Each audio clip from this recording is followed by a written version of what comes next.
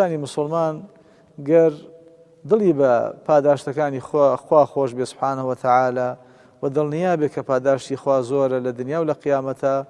ئەوە ئەو خۆشیە کەمە یا ئەو تامە کەمە یا ئەو چێژە پڕژەهرەی کە وەری دەگرێت لە گوناه و تاوانەکانەوە بەلایەوە قێزەون و نەشیاوە دەبێت خۆی لە دوورەگرێت. هەشتەم، مرۆڤ بۆ ئەوەی کە خۆی لە گوناهەکان دوورخاتەوە دەبێت لە بیری بێ خوای گەورە میهرەبان بە ئاگایە لەسەر هەموو مرۆڤەکان وهو معکم ئەینەما کونتم. خوا خۆی وا فەرمێ سوبحانەهو وتەعالە ئەگەر مرۆڤ بەرەو لای خوا بڕوە خوای گەورە نزیکی زیاتر نزیکی ئەکاتەوە لە خۆی پشتیوانی دەبێت،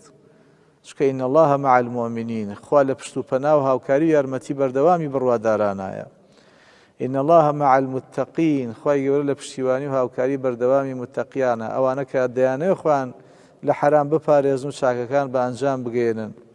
و ئارام گریشن، چونکە خوای گەورە ئین الله مع الصابرین. مادەم ئەوان ئاوا ئادانیان بە خۆیان ناگرتووە لەبەر خوا خۆیان دوورگرتووە لە حرام و تاوان، بە دڵنیایەوە بەردەوام خوای گەورە پشت و پەنایان نەبێ و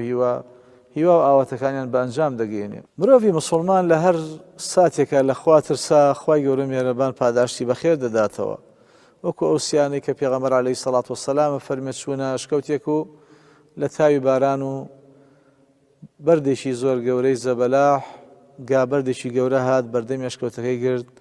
بیریان کردەوە وتیان تەنها ئەو کارانەی بۆ خوا ئەنجاممان داوە پوخت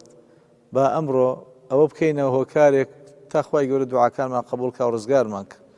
ئەو بوو یەکێ لەوانە وتی خوایە خۆ داگان لێ کە من کچێکی ئامۆزام هەبوو ویستم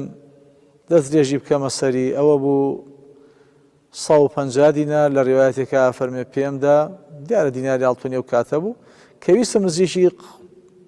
حرام و قەدەغە کراوەکە بکەومەوە، خوایە لەبەر تۆ وازم لێنە،